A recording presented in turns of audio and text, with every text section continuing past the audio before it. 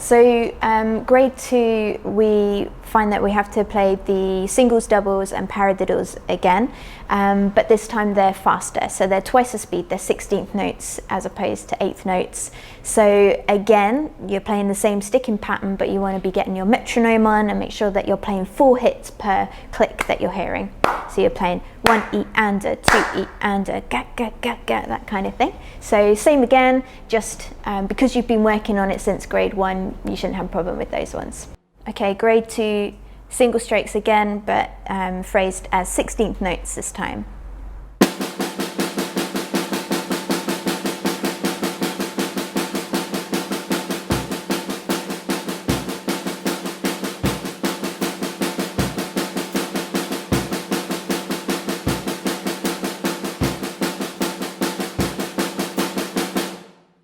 Double strokes, phrased as 16th notes.